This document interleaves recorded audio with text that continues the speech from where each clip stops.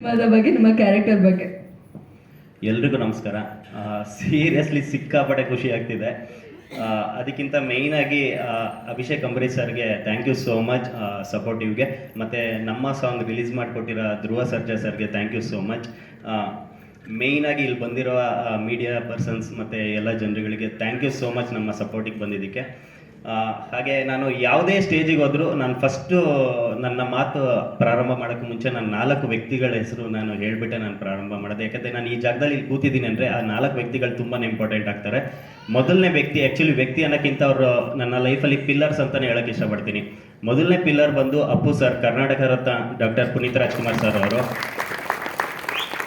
ಯಾಕೆಂದರೆ ನಾನು ಫಸ್ಟು ಗುರುತಿಸ್ಕೊಂಡಿದ್ದೆ ನಾನು ಡ್ಯಾನ್ಸಲ್ಲಿ.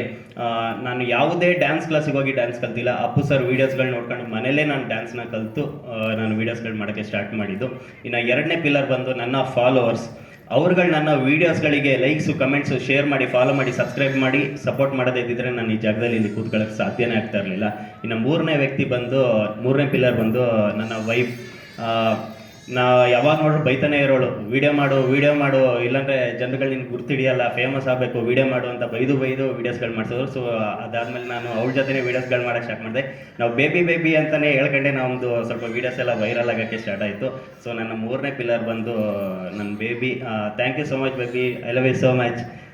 ಹಾಗೆ ನನ್ನ 4ನೇ ಪಿಲ್ಲರ್ ಬಂದು ನಮ್ಮ ಫ್ಯಾಮಿಲಿ ಮೆಂಬರ್ಸ್, ನಮ್ಮಪ್ಪ, ಅಮ್ಮ, ಅಣ್ಣ, ತಂಗಿ ಹಾಗೂ ನನ್ನ ವೈಫ್ ಫ್ಯಾಮಿಲಿ ಅವರೆಲ್ಲ ಸಿಕ್ಕಾಪಟ್ಟೆ ಸಪೋರ್ಟ್ ಮಾಡ್ತಾಯಿದ್ರು. ಸೊ ಈ 4 ಪಿಲ್ಲರ್ಸ್ಗಳು ಇಲ್ಲದಿದ್ದರೆ ಈ ಬಿಲ್ಡಿಂಗ್ ಇಷ್ಟು ಸ್ಟ್ರಾಂಗಾಗಿ ಈ ಜಾಗದಲ್ಲಿ ಇಲ್ಲಕ್ಕೆ ಸಾಧ್ಯನೇ ಆಗ್ತಾ ಇರಲಿಲ್ಲ. ಅವರೆಲ್ಲರಿಗೂ thank you so much.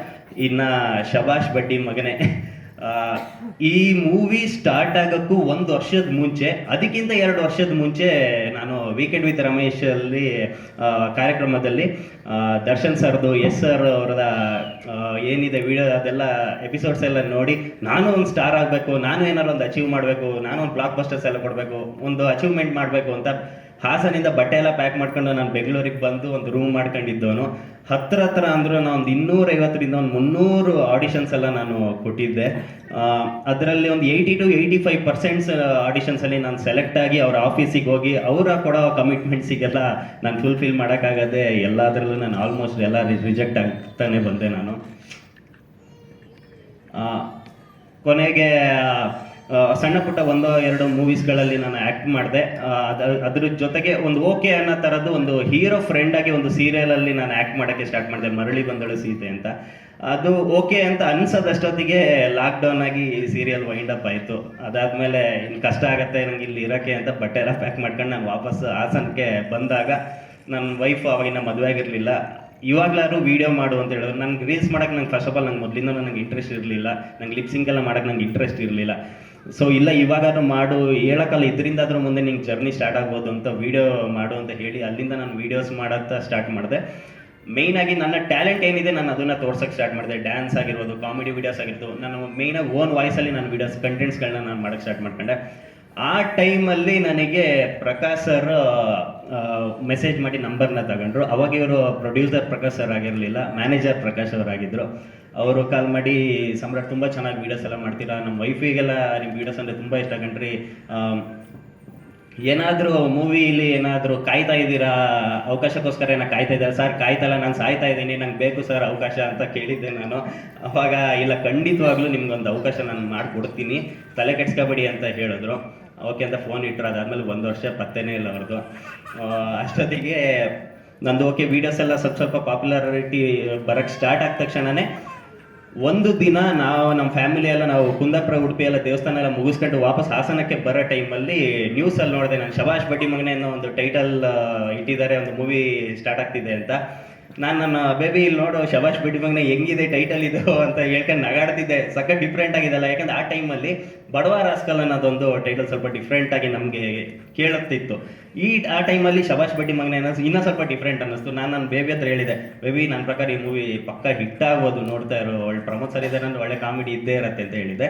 Actually ನಿಜ ಹೇಳ್ಬೇಕಂದ್ರೆ ಆ ಮೂವಿಲಿ ನಾನು ಇರಲಿಲ್ಲ ಫಸ್ಟು. ನೆಕ್ಸ್ಟ್ ಡೇ ನಾನು ಆ ಮಾತು ಹೇಳಿದ್ದು ನೆಕ್ಸ್ಟ್ ಡೇ ಸಂಜೆ 7 7ರಿಂದ 7:30 ಒಳಗೆ ಪ್ರಕಾಶ್ ಸರ್ ಕಡೆಯಿಂದ ಒಂದು ಕಾಲ್ ಬಂದಿತ್ತು. ಸಮ್ರಾಟ್ ಏನು ಸಮಾಚಾರ, ಏನು ಸರ್ ನಿಮ್ಮ ಪತ್ತೆನೇ ಇಲ್ವಲ್ಲ ಸರ್ ಅಂತ ಹೇಳಿದಾಗ ಸರ್ ಹೇಳಿದ್ರೆ, ಏನಿಲ್ಲ ಒಂದು ಮೂವಿ ಮಾಡ್ತಾ ಇದ್ದೀನಿ ಶಬಾಷ್ ಬಡ್ಡಿ ಮಗನೇ ಅಂತ.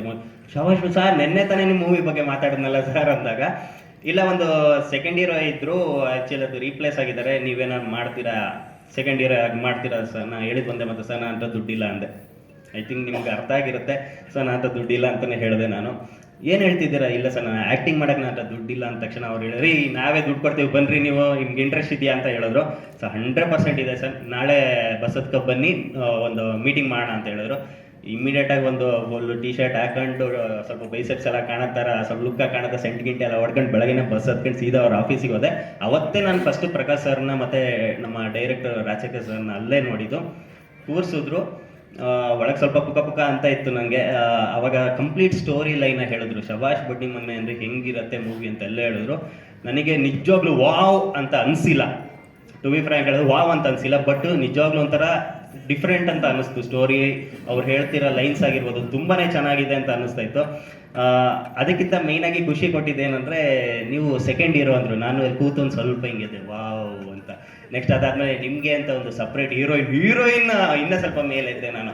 ಅದಾದಮೇಲೆ ನಿಮಗೆ ಅಂತ ಒಂದು ಸಪ್ರೇಟ್ ಸಾಂಗ್ ಅಂತ ಇನ್ನೂ ಸ್ವಲ್ಪ ಎದ್ದೆ ನಾನು. ಟೋಟಲ್ ಆಗಿ ಅದು ನಿಜ ಹೇಳ್ಬೇಕಂದ್ರೆ ಏನೋ ಒಂಥರ ಅದೃಷ್ಟ ನನಗೆ. ಒಂದು ಮಸ್ತಾಗಿರೋದೊಂದು ಟೀಮ್ ಸಿಕ್ಕಿದೆ. ಯಾಕೆಂದರೆ ಅವ್ರು ಹೇಳಿದ್ರು, ನಿಮ್ದೊಂದು ಸಾಂಗ್ ಇದೆ, ನವೀನ್ ಸಜ್ಜು ಸರ್ ಸಿಂಗಿಂಗ್ ಹಾಡು ಹೇಳ್ತಾರೆ ಅಂದ ತಕ್ಷಣ ನನಗೆ ಯಾರೋ ಹೊಸಬ್ರ ಕೈಲಿ ಏನೋ ಹಾಡು ಹೇಳ್ತಾರೆ. ಯಾಕಂದ್ರೆ ನಾನು ಹೊಸಬ ಅಲ್ವಾ, ಏನೋ ಒಂದು ಹೊಸಬ್ರ ಕೈಲಿ ಹಾಡು ಹೇಳ್ತಾರೆ ಅಂತ ಅನ್ಕೊಂಡೆ. ಬಟ್ ನವೀನ್ ಸಜ್ಜು ಸರ್ ಕೈಲಿ ಹಾಡು ಸಿಕ್ಕಾಪಟ್ಟೆ ಖುಷಿ ಆಯ್ತು. ಅದಾದ್ಮೇಲೆ ನಿಮ್ದು ಕೊರಿಯೋಗ್ರಾಫರ್ ಬಂದು ಧನು ಮಾಸ್ಟರ್. ಈ ಹಬ್ಬ ನನಗೆ ಅಪ್ಪು ಸರಿಗೆ ಕೊರಿಯೋಗ್ರಫಿ ಮಾಡ್ತಿದ್ದವರು ನನಗೆ ಕೊರಿಯೋಗ್ರಫಿ ಮಾಡ್ತಾರ ಅದು ಇನ್ನೂ ಕಂಪ್ಲೀಟ್ ಬ್ಲೆಸ್ಡ್ ಆಗೋದೆ. ಅದಾದ ತಕ್ಷಣ ಕ್ಯಾಮ್ರಾಮ್ಯಾನ್ ಬಂದು ಅಣಜಿ ನಾಗರಾಜ್ ಸರ್ ಅಂದರು, ಲೆಜೆಂಡ್. ಸೀರಿಯಸ್ಲಿ ನನಗೆ ಫಸ್ಟ್ ಓಕೆ ಈ ಥರ ಕ್ಯಾಮ್ರಾ ಹಿಡಿತಾ ಇರೋದು ಅಣಜಿ ಸರ್. ಮಾತೇ ಬರ್ಲಿಲ್ಲ, ಅಷ್ಟು ಕಂಪ್ಲೀಟ್ ಆಗಿ ಬ್ಲ್ಯಾಂಕ್ ಆಗಿ ಅಷ್ಟು ಖುಷಿ ಆಗೋದೆ ನಾನು. ಆದ್ರೂ ನಿಜ ಹೇಳ್ಬೇಕಂದ್ರೆ ನಾನು ಇನ್ನೂ ಸೆಲೆಕ್ಟ್ ಆಗಿದ್ದೀನಿ ಅನ್ನೋ ಡೌಟಲ್ಲೇ ಇದ್ದೆ ನಾನು. ಯಾಕಂದ್ರೆ ಅಷ್ಟು ಈ ರೇಂಜಿಗೆಲ್ಲ ಬಿಲ್ಡಪ್ ಹತ್ತಿಸ್ತವ್ರಲ್ಲ, ಏನಾಗತ್ತೋ ಅಂತಾನೆ ಡೌಟಲ್ಲಿದ್ದೆ ನಾನು. Okay sir, thank you sir ಅನ್ನೋದೇ. ಸರ್ ಆಡಿಷನ್ ಅಂತ ಅಂದ ತಕ್ಷಣ ಅವ್ರು ಹೇಳಿದ್ರು, ಆಡಿಷನ್ ಏನು ಬೇಡ, ನಿಮ್ಮ ವೀಡಿಯೋಸ್ಗಳು ನೋಡಿದ್ದೀನಿ. ಯಾಕಂದ್ರೆ ನೀವೇನು ರೀಲ್ಸ್ ಏನು ಮಾಡ್ಕೊಂಡು ಲಿಪ್ಸಿಂಗ್ ಏನು ಮಾಡ್ತಿಲ್ಲ, ನಿಮ್ಮ ಓನ್ ವೀಡಿಯೋಸ್ಗಳೇ ಅಲ್ವಾ, ನೀವು ಓನ್ ಏನು ಡೈಲಾಗ್ಸ್ ಅಲ್ಲೇ ಅಲ್ವಾ ನೀವು ಮಾಡ್ತಿರೋದು, ನಿಮ್ಗೆ ಏನು ಆಡಿಷನ್ ಅವಶ್ಯಕತೆ ಇಲ್ಲ, ನಮಗೆ ನೀವು ಎಕ್ಸ್ಪ್ರೆಷನ್ಸ್ ಎಲ್ಲ ನಾನು ನೋಡಿದ್ದೀನಿ, ನೀವು ಸೆಲೆಕ್ಟ್ ಅಂತ ಹೇಳಿದ್ರು. ಆದರೂ ನಂಗೆ ಇನ್ನೂ ಡೌಟಲ್ಲೇ ಇತ್ತು. ಯಾವಾಗ ಕನ್ಫರ್ಮ್ ಆಯಿತು ಅಂದರೆ, ಬನ್ನಿ ಅಗ್ರಿಮೆಂಟಿಗೆ ಸೈನ್ ಹಾಕಿ ಅಂದರು. ಆವಾಗಲೇ ನನಗೆ ಕನ್ಫರ್ಮ್ ಆಗಿದ್ದು. ಸೈನ್ ಹಾಕಿದ ತಕ್ಷಣ ಪ್ರಕಾಶ್ ಸರ್ ಜಾಬಿಂದ ಒಂದು 2,000 ರೂಪಾಯಿ ತೆಗೆದು ತಗೊಳ್ಳಿ ನಿಮ್ಮ ಅಡ್ವಾನ್ಸ್ ಅಂತ ಅಂದರು. ನಾನು ಒಂದೇ ಮಾತು ಹೇಳಿದೆ, ಸರ್ ಬೇಡ ಸರ್, ನಂಗೆ ಅವಕಾಶ ಕೊಟ್ಟಿದ್ದೆ ಹೆಚ್ಚು, ನಂಗೆ ದುಡ್ಡೇ ಬೇಡ ಅಂತೆ. ಇಲ್ಲ ನೀವು ತಗೊಳ್ಳಿ ಅಂತ ಅಂದು ಸಿನಿಮಾ ಮುಗಿಯೋದಷ್ಟೊತ್ತಿಗೆ ಒಂದು ದೊಡ್ಡ ಮೊತ್ತನೇ ಕೊಟ್ಟು ನನಗೆ ಸಪೋರ್ಟ್ ಮಾಡಿದ್ರು. But seriously Prakash sir, Rajashekar sir ಮೇಯ್ನಾಗಿ ನನ್ನ ಉಸಿರು ಇರೋವರೆಗೂ ನಿಮ್ಮ ಸಿನಿಮಾ ಇಂಡಸ್ಟ್ರಿಗೆ ಯಾರು ನಿಮ್ಮ ಟ್ಯಾಲೆಂಟ್ ನೋಡಿ ಯಾರು ಬಂದರು ಅಂತಂದರೆ, ನನ್ನ ಉಸಿರು ಇರೋವರೆಗೂ ನಾನು ಹೇಳೋದು ಪ್ರಕಾಶ್ ಸರ್, ಚೈತ್ರ ಮೇಡಮ್ ಹಾಗೂ ರಾಜಶೇಖರ್ ಸರ್. ನನ್ನ ಇರೋವರೆಗೂ ನಾನು ಮರೆಯಲ್ಲ.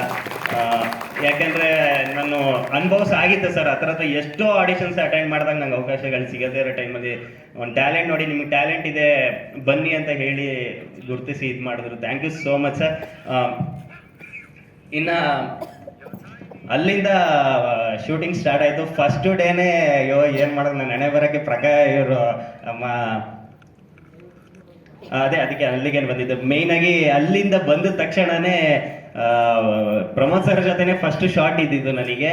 ಸೊ ನಂಗೆ ನಿಜವಾಗ್ಲೂ ಇಲ್ಲಿ ತನಕ ಸ್ಟ್ರಾಂಗ್ ಆಗಿದೆ, ಕಾಲು ನಡುಕ್ತಾ ಇತ್ತು ನನಗೆ. ಬಟ್ ಸರ್ ಇದ್ದಾರೆ, ಇಲ್ಲ ಚೆನ್ನಾಗಿ ಮಾಡಿ ಅಂತ ಹೇಳಿ ಅಲ್ಲಿಂದ ಸ್ಟಾರ್ಟ್ ಆಯಿತು ನನ್ನ ಸಿನಿಮಾ ಜರ್ನಿ. ಕಂಪ್ಲೀಟ್ ಸ್ಟೋರಿ ಸ್ಟಾರ್ಟಿಂಗಿಂದ ಎಂಡ್ವರೆಗೂ ತುಂಬಾ ಎಂಜಾಯ್ ಮಾಡಿದ್ವಿ. ಶೂಟಿಂಗ್ಸ್ ಎಲ್ಲ ತುಂಬಾನೇ ಚೆನ್ನಾಗಿದೆ. ಸ್ಟೋರಿ ಇದು ನನಗೆ ಫಸ್ಟ್ ಇದು ಗೊತ್ತಿರಲಿಲ್ಲ, ಆಮೇಲೆ ಹೋಗ್ತಾ ಗೊತ್ತಾಯ್ತಿದ್ದು ರಿಯಲ್ ಸ್ಟೋರಿ ಮೂವಿ ಅಂತ. ಆ ರಿಯಲ್ ಸ್ಟೋರಿನ ಇಟ್ಕೊಂಡು ಇವ್ರು ಕಾಮಿಡಿ ವೇಲಿ ಯಾವ ತರ ಮಾಡ್ತಾರಂತ ಒಂದೊಂದೇ ಹೋಗ್ತಾ ಹೋಯ್ತು. ಸೊ ಅಲ್ಲಿಂದ ಶೂಟಿಂಗ್ಸ್ ಎಲ್ಲ ಕಂಪ್ಲೀಟ್ ಮುಗ್ದಿದ್ದು ಗೊತ್ತೇ ಆಗಿಲ್ಲ. ಕಂಪ್ಲೀಟ್ ಆಗಿ ಶೂಟಿಂಗ್ಸ್ ಎಲ್ಲ ಮುಗಿಸಿದ್ರು. ದಯವಿಟ್ಟು ನಾನು ಹೇಳ್ಕೊಳ್ಳೋದು ಇಷ್ಟೇ, ನಾವು ಸಿನಿಮಾ ಹೇಳ್ಕೊಳ್ಳೋಕ್ಕಿಂತ ನೀವುಗಳು ಹೇಳೋ ಮಾತು, ನೀವುಗಳು ಬರೆಯೋ ಒಂದೊಂದು ಪದಗಳು ತುಂಬಾ ಇಂಪಾರ್ಟೆಂಟ್ ಆಗುತ್ತೆ. ಈ ತಿಂಗಳು 28ನೇ ತಾರೀಕು ನಮ್ಮ ಸಿನಿಮಾ ರಾಜ್ಯಾದ್ಯಂತ ರಿಲೀಸ್ ಆಗ್ತಿದೆ. ಶಬಾಷ್ ಬಡ್ಡಿ ಮಗನೇ ಅನ್ನೋದು ಪ್ರತಿಯೊಬ್ಬರು ಕಿವಿಲಿ ಉಳ್ಕೊಳ್ಳೋ ಥರ ಮಾಡೋ ಶಕ್ತಿ ಮೇಯ್ನ್ ಆಗಿ ಇರೋದೇ ನಿಮ್ಗಳಿಗೆ. ನಾವುಗಳಿಲ್ಲಿ ಮಾತಾಡ್ತೀವಿ ಯಾಕಂದ್ರೆ ನಮ್ಮ ಸಿನಿಮಾ ನಮಗೆ ಹೆಚ್ಚಾಗೇ ಇರುತ್ತೆ, ನಮ್ಮ ಸಿನಿಮಾ ನಮಗೆ ಬ್ಲಾಕ್ ಬಸ್ಟರ್ ಆಗಿರುತ್ತೆ. ಬಟ್ ಅದನ್ನ ಎತ್ತಿಡಿಯೋದು ನಿಮ್ಗಳ ಸಪೋರ್ಟ್ ಇಂದನೇ ಅದು ಸಾಧ್ಯ. ದಯವಿಟ್ಟು ಸಪೋರ್ಟ್ ಮಾಡಿ. ನನ್ನ ಮನಸ್ಸಲ್ಲಿ ಇರೋದು ಇಷ್ಟೇ, ಇದರಿಂದ ನಂಗೆ ಇನ್ನೊಂದು ಯಾವುದಾದ್ರು ಅವಕಾಶಗಳು ಸಿಗಲಿ ಅನ್ನೋ ಥರನೇ ನಾನು ಓಡಾಡ್ತಾ ಇದ್ದೀನಿ. ಸಿನಿಮಾ ನಿಜವಾಗ್ಲೂ ಹೇಳ್ತಾ ಇದ್ದೀನಿ, ಡಬ್ಬಿಂಗ್ ಟೈಮಲ್ಲಿ ನಾನು ಸೀರಿಯಸ್ ಆಗಿ ಹೇಳ್ತಾ ಇದ್ದೀನಿ, ತುಂಬ ಚೆನ್ನಾಗಿ ಬಂದಿದೆ. ನನ್ನ ಪಾರ್ಟ್ನರ್ ಆಗಿ ಕಾವ್ಯ ರಮೇಶ್ ಅವರು ಆ್ಯಕ್ಟ್ ಮಾಡಿದ್ದಾರೆ. ತುಂಬಾನೇ ಚೆನ್ನಾಗಿ ಬಂದಿದೆ ಪರ್ಫಾರ್ಮೆನ್ಸ್ ಎಲ್ಲ. ಮೇಯ್ನಾಗಿ ಆದ್ಯ ಮೇಡಮ್ದು ಅಷ್ಟೇ, ನಮ್ದು ಅವ್ರದ್ದು ಸ್ಕ್ರೀನ್ ಶೇರಿಂಗ್ ಇಲ್ಲದೇ ಇದ್ರು ಡಬ್ಬಿಂಗ್ ಟೈಮಿಂಗ್ಸ್ ಎಲ್ಲ ಅವ್ರ ಸೀನ್ಸ್ ಎಲ್ಲ ನೋಡಿದೆ. ಆ್ಯಕ್ಚುಲಿ ಇನ್ನೊಂದು ಹೇಳ್ಬೇಕಂದ್ರೆ ಸಿನಿಮಾದಲ್ಲಿ ಒಂದು ಸೀನ್ ಇರಲಿಲ್ಲ. ಆ ಸೀನ್ನ ಒಂದು ಫಾಲ್ಸ್ ಇದೊಂದು ಕ್ರಿಯೇಟ್ ಮಾಡಿದ್ರೆ ಆ್ಯಕ್ಚುಲಿ ಅದು ಬೇಕು, ಅದು ಲಿಂಕ್ ಆಗತ್ತೆ ಅದು ಅಂತ ಒಂದು ಫಾಲ್ಸಿಗೆ ಕರ್ಕೊಂಡೋಗಿ ಒಂದು ಸೀನ್ನ ತೆಗೆದಿದ್ದಾರೆ. ತುಂಬ ಅಂದರೆ ತುಂಬ ಸಕ್ಕದಾಗಿ ಬಂದಿದೆ. ಅದು ಡಬ್ಬಿಂಗ್ ಟೈಮಲ್ಲೇ ಗೊತ್ತಾಗಿದ್ದು. ದಯವಿಟ್ಟು ಸಪೋರ್ಟ್ ಮಾಡಿ. ನಾನು ಇಷ್ಟು ಹೇಳಿ ತುಂಬ ಚಿಕ್ಕದಲ್ಲ, ತುಂಬ ದೊಡ್ಡದಾಗೆ ಮಾತಾಡಿದ್ದೀನಿ. Thank you so much. ದಯವಿಟ್ಟು ಸಪೋರ್ಟ್ ಮಾಡಿ. 28ನೇ ತಾರೀಕು ಶಬಾಷ್ ಬಡ್ಡಿ ಮಗನೇ ರಿಲೀಸ್ ಆಗ್ತದೆ. Thank you sir, thank you.